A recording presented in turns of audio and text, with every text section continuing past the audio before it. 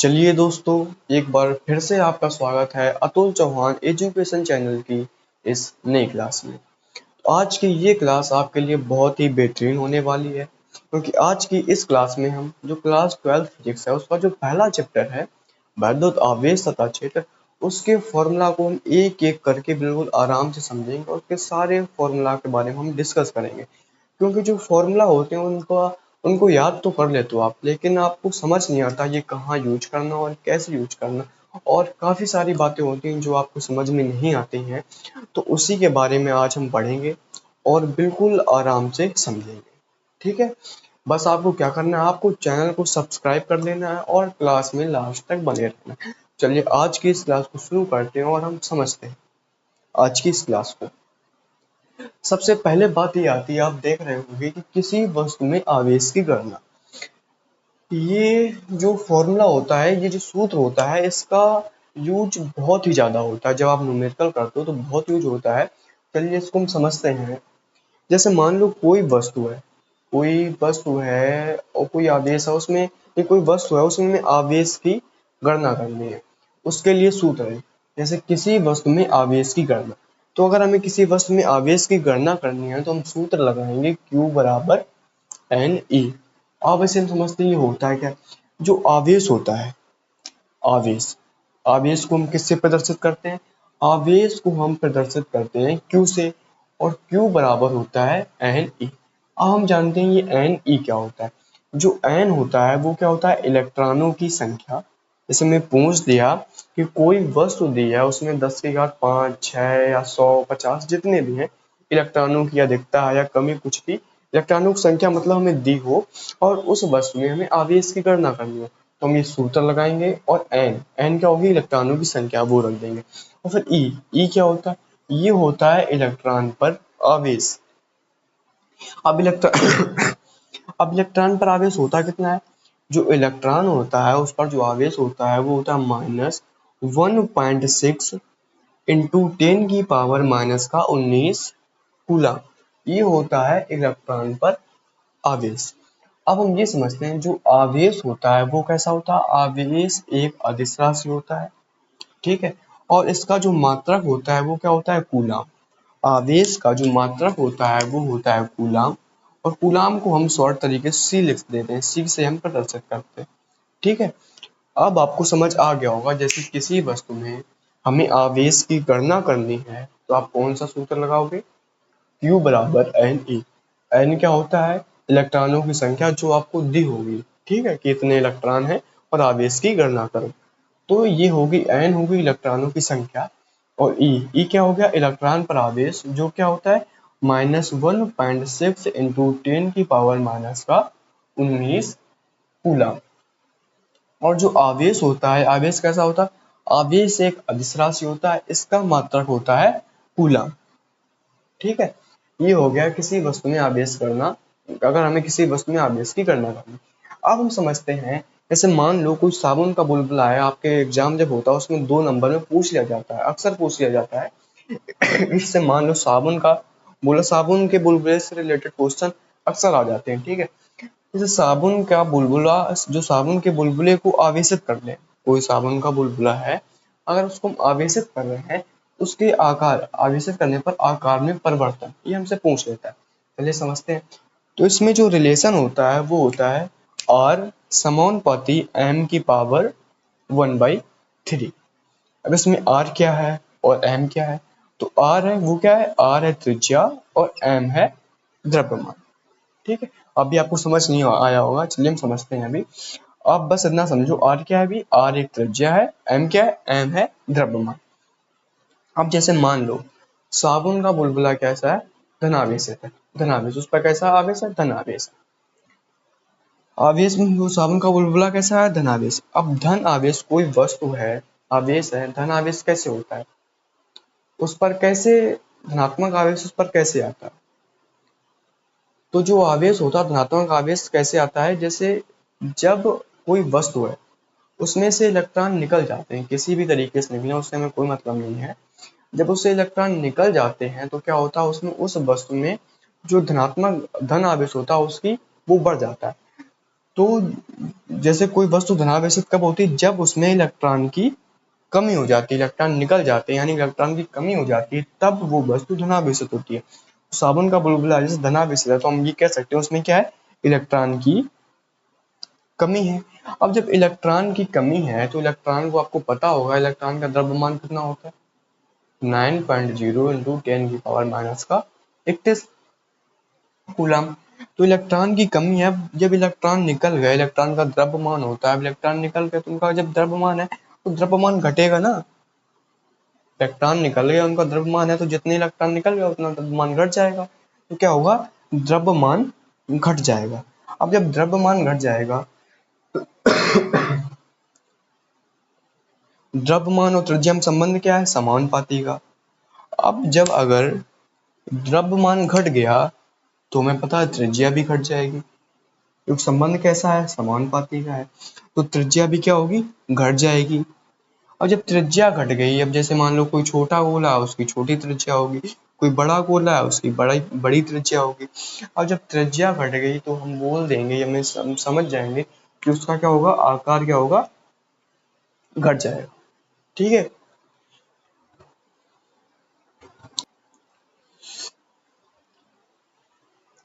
ठीक है। अब हमें ये समझ आ गया, जैसे कोई साबुन का बुलबुला धनावेशित है, उसका आकार कैसा होगा, आकार घट जाएगा। क्यों घट जाएगा, धनावेशित है तो उसमें इलेक्ट्रॉन की कमी होगी, इलेक्ट्रॉन की कमी है तो द्रव्यमान घटेगा। और जब द्रव्यमान घट जाएगा, द्रव्यमान और त्रिज्या में संबंध कैसा, समानुपाती का, त्रिज्या भी घट जाएगी, जिससे उसका आकार क्या होगा, घट जाएगा। अब अगर जो धनावेशित जो बुलबुला है साबुन का, वो अगर ऋणावेशित है, अब ऋण आवेश कैसे होती है कोई वस्तु, जब उसमें कहीं से इलेक्ट्रॉन बाहर से आ जाते हैं तो वो क्या हो जाती है, वस्तु ऋणावेशित हो जाती है। अब जब ऋणावेशित हो गई तो इलेक्ट्रॉन की अधिकता, बाहर से आ गया तो इलेक्ट्रॉन क्या हो गए, समान अवस्था से इलेक्ट्रॉन उसमें क्या हो गए, ज्यादा हो गए, अधिकता हो गई इलेक्ट्रॉन की। अब इलेक्ट्रॉन में द्रव्यमान होता है, इलेक्ट्रॉन बढ़ गए तो जितने इलेक्ट्रॉन बढ़ेगा उतना उनका वो द्रव्यमान भी बढ़ जाएगा, क्या होगा, द्रव्यमान भी बढ़ेगा। अब द्रव्यमान बढ़ेगा तो इसमें संबंधित त्रिज्या और द्रव्यमान में कैसा है, समानुपाती का। द्रव्यमान बढ़ेगा तो त्रिज्या भी बढ़ जाएगी, और जब त्रिज्या बढ़ गई तो आकार भी क्या होगा, बढ़ जाएगा। आपको समझ आ गया होगा। जैसे आप हमसे कोई पूछ दे, कोई साबुन का बुलबुला है, ऋणावेशित है तो कैसा होगा, आकार उसका बढ़ जाएगा, और अगर धनावेशित है कैसा होगा, आकार घट जाएगा। क्यों घट जाएगा, क्यों बढ़ जाएगा, ये आपको समझ आ गया होगा। अगर समझ में नहीं आया तो आप एक बार कमेंट जरूर करिए, आपको बताइए। ठीक है, हमने दो फॉर्मूले सीख लिए। अगर किसी वस्तु में आवेश की गणना करनी हो तो Q बराबर NE से, साबुन का बुलबुला आवेशित करने पर आकार में परिवर्तन वो हमने देख लिया। ठीक है,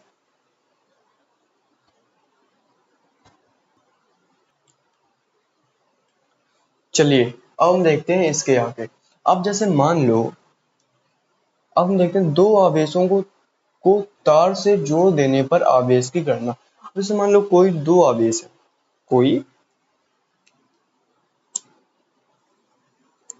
कोई दो आवेश है, उनको अगर हम किसी तार से जोड़ दें, तो आवेश की गणना। अब जैसे मान लो कोई दो आवेश है, एक Q1 आवेश है, एक Q2 आवेश है। ये बहुत ही इम्पोर्टेंट है, जब आप न्यूमेरिकल करोगे तो इसका बहुत यूज होता है। ठीक है, आप ध्यान से समझ लो इसे। ठीक है, जैसे Q1 और Q2 दो आवेश हैं, इन्हें हम किसी तार से जोड़ दें तो इनका जो आवेश होता है, अभी मान लो इस पे Q1 का मान लो कितना भी 5 कूलाम है, अभी हम एग्जाम्पल समझेंगे, मान लो 10 कूलाम है, कुछ भी हो, या मान लो हमने इस Q2 आवेश है, Q1 आवेश। अब मान तार से जोड़ने से पहले इसमें Q2 आवेश है, Q1 आवेश है, कोई मतलब नहीं है हमें। अगर हम इसे किसी तार से जोड़ दें, फिर जो इन पर आवेश होगा तो इन दोनों का आवेश, जो ये आवेश हैं, इन दोनों का आवेश क्या होगा, बराबर हो जाएगा। जैसे हमने क्या मान लिया, Q, दोनों आवेश क्या हो गए, तार से जोड़ देने पर दोनों के आवेश बराबर हो जाएंगे। कितने हो जाएंगे, दोनों का जोड़ देंगे Q1 Q2 बाई 2 के। ठीक है, आइए से हम समझते हैं। जैसे मान लो एक कोई आवेश है 4 कूलम और एक है 6 कूलम। अब भी ये किसी तार से नहीं जोड़े हैं, कोई मतलब नहीं है। अब जैसे मान लो इन्हें हम किसी तार से जोड़ दें, इसे मान लो Q1, इसे मान लो Q2। हमने किसी तार से जोड़ दिया तो इन पर अब आवेश क्या होगा, किसी तार से जोड़ देने पर आवेश की गणना। अब इन पर आवेश क्या होगा, तो जो Q1 है, इन दोनों के आवेश क्या होंगे, बराबर हो जाएंगे, उसे हम मान लेंगे Q। और किसके बराबर होंगे? Q1 कितना है 4 प्लस Q2 कितना है 6/2, 6 4 10, 10/2 यानी 5 कूलम। तो जब हम तार से हमने जोड़ा नहीं था तब Q1 पर आवेश कितना था 4 कूलम, Q2 पर कितना आवेश था 6 कूलम। जब हमने इन्हें तार से जोड़ दिया तो इन पर जो आवेश होगा Q1 पर भी 5 कूलम होगा और Q2 पर भी 5 कूलम होगा। कहने का ये मतलब है जब हम दो आवेशों को किसी तार से जोड़ देते हैं तो जो उसमें आवेश की गणना करते हैं वो किससे करते हैं? इससे, Q1 प्लस Q2/2। अब इसमें मैं ऐसे ही बोल सकता है, या तो हम इन्हें किसी तार से जोड़ दें, या तो इन्हें रगड़ दें, या तो हम स्पर्श करा दें, या कुछ भी बोल दें। तो आपको कैसे निकालना है आवेश? Q1 प्लस Q2/2 से। ठीक है, आपको समझ आ गया होगा मेरे हिसाब से। जैसे मान लो एक और समझ लेते हैं, जैसे मान लो 4 की जगह हो जाए 10 और ये हो गया मान लो 14, दो आवेश हैं। हमसे ऐसे ही बोल सकता है कि नहीं आपस में रगड़ दिया जाता है या स्पर्श करा दिया जाता है या किसी तार से जोड़ दिया जाता है। मान लो किसी तार से जोड़ दें, पहले ये Q1 है और ये क्या है Q2 है। अब इन पर आवेश क्या होगा? दोनों का आवेश बराबर हो जाएंगे। ठीक है, Q1 बराबर Q2, मान लो Q1, तो Q1 बराबर हो जाएगा Q2 के। और ये किसके बराबर होगा? Q1 प्लस Q2/2 के। Q1 कितना है 10, Q2 कितना है 14/2, 10 14 24, 24/2 बराबर 12 आ जाएगा। ठीक है, तो ये समझ गए। अगर हम किसी आवेश दो आवेशों को किसी तार से जोड़ देते हैं तो हम कैसे निकालें? Q1 Q2/2 के। हम देखते हैं इसके आगे। अब जैसे मान लो आवेशों के मध्य लगने वाला वैद्युत बल। अब दो आवेश है मान लो Q1 और Q2, इनके बीच की दूरी है R। अब इनके बीच जो बल लगेगा उसे क्या बोलते हैं? वैद्युत बल। वैद्युत बल को किससे प्रदर्शित करते हैं? F से। तो वो क्या होगा? K Q1 Q2/R²। अब K क्या होगा? R तो उसके बीच की दूरी होगी Q1 Q2, ये होगा K। ये क्या होता है? और जो बल होता है, बल का मात्रक क्या होता है? न्यूटन। अब हम समझते हैं ये K, जो K होता है इसका मान होता है 1/4πε0। और ये 1/4πε0 किसके बराबर होता है? 9 गुणा 10⁻9। और जो K है, K इसका मात्रक क्या होता है? न्यूटन। जो आया 9 गुणा 10⁻9 न्यूटन मीटर स्क्वायर प्रति कूलाम स्क्वायर। समझ गए? K किसके बराबर होता है? 1/4πε0 के। और ये बराबर होता है 9 गुणा 10⁻9। यानी जब सूत्र हम लगाते हैं तो K का मान हम रखते हैं 9 गुणा 10⁻9। अब आपको ये तो समझ में आ गया होगा, लेकिन ये नहीं समझ में आया होगा एप्सिलॉन जीरो। इसे बोलते हैं एप्सिलॉन जीरो। और जो एप्सिलॉन जीरो होती है इसे बोलते हैं निर्वात की वैद्युतशीलता। निर्वात मतलब समझते हो? वायु। ठीक है, यानी कोई माध्यम नहीं है। निर्वात की वैद्युतशीलता और एप्सिलॉन जीरो। और जो एप्सिलॉन जीरो होता है उसका मान कितना होता है? 8.85 गुणा 10⁻⁻12। जैसे मान लो कहीं एप्सिलॉन आ जाता है तो एप्सिलॉन जीरो का मान हमें रखना पड़ता है 8.85 गुणा 10⁻⁻12। और एप्सिलॉन जीरो का जो मात्रक होता है ये अक्सर आपको एक नंबर में पूछ लिया जाता है। ठीक है, मोस्टली पूछ लिया जाता है आपसे कि मात्रक बताओ एप्सिलॉन जीरो, जो निर्वात की वैद्युतशीलता है उसका मात्रक क्या होता है। तो मात्रक आपको विशेष तरीके से ध्यान रखना है, coulomb square upon newton into metre square. Into है ये newton, coulomb square upon newton into metre square. ये होता है एप्सिलॉन जीरो का मात्रक। एप्सिलॉन जीरो क्या होता है? निर्वात की वैद्युतशीलता। तो अगर हमें अब ऐसे हम समझते हैं, जैसे मान लो कोई दो आवेश है, एक ये 2 न्यूटन का है। चलो एग्जाम्पल जब भी आप समझा करो तो छोटी वैल्यू लेकर समझा करो। तो 2 न्यूटन है, ये 4 न्यूटन है, इनके बीच की दूरी है 1 मीटर। ठीक है, अब इनके बीच जो बल लगेगा वो हमें बताओ। ठीक है, देखना उनके बीच जो बल लगेगा उसका मान बताओ। F बल को से प्रदर्शित करते हैं F बराबर क्या होता है? 1/4πε0 इंटू Q1 Q2/R²। तो F बराबर 1/4πε0 का मान कितना है? 9 गुणा 10⁻9 रखना होता है। ठीक, 9 गुणा 10⁻9 इंटू Q1 का मान कितना है? इसे मान लो Q1, इसे मान लो Q2। तो Q1 का मान कितना है? 2, Q2 का मान कितना है? 4 अपॉन R का मान कितना है? 1 1 का स्क्वायर करो कोई मतलब नहीं है 1। तो F बराबर क्या आ जाएगा? 4 दूनी 8 8 ने 72, 72 गुणा 10 की घात 9 न्यूटन। न्यूटन को एन से लिख दो या पूरा न्यूटन को कोई मतलब नहीं। तो ये आ गया एफ यानी बल का मान। ऐसे हमें न्यूमेरिकल्स करने होंगे। अगर हमसे पूछेगा दो आवेश दिए होंगे तो हमें ऐसे ये सूत्र लगा के आराम से हम बल का मान निकाल लेंगे। ऐसे ही हमसे पूछ दिया जाता है, मान लो अभी ऐसे बल पूछ दिया गया, हमसे बोल देगा कि अगर इन आवेशों को हम तार से जोड़ दें फिर बल कितना लगेगा। अगर हमसे ये पूछ दे तार से जोड़ दें तो पहले हम आवेश निकालेंगे Q1 Q2/2, क्योंकि आवेश चेंज हो जाता है ना तार से जोड़ने के बाद। पहले हम आवेश निकालेंगे फिर हम बल का सूत्र लगा के बल का मान निकालेंगे। अब हम समझते हैं n आवेशों के बीच लगने वाले बलों की संख्या। कोई n आवेश 3 है, 4 है, 5 है, 15 है, 50, कितने भी हों उनके बीच कितने बल लगेंगे उनकी संख्या हम कैसे निकालते हैं, n-1 इंटू अपॉन में 2। अभी नहीं समझ में आया होगा।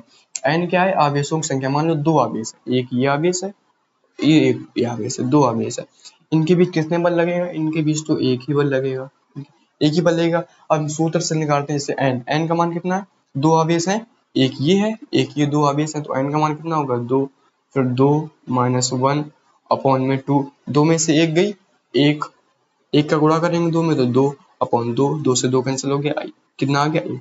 यानी जो दो आवेश होंगे उनके बीच कितने बल लगेंगे, एक बल लगेगा। अब जैसे मान लो हमारे पास तीन आवेश है, एक ये आवेश है, एक ये आवेश है, एक ये आवेश, इनके बीच कितने बल लगेंगे पहले हम ऐसे समझते हैं फिर हम सूत्र से समझेंगे। अब भाई एक बल होगा वो इनके बीच लग जाएगा, ठीक है, एक बल होगा इनके बीच लग जाएगा, एक बल होगा इनके बीच लग जाएगा। अब बताओ इसके अलावा आपको कोई लग रहा है कैसे बल लग सकता है, इनके बीच हो गया, इनके बीच हो गया, इनके बीच हो गया, इनके बीच हो गया, अब तो कहीं नहीं लग रहा। यानी इस तरीके से हमने देखा तो यानी कितने बल लग रहे हैं, तीन बल।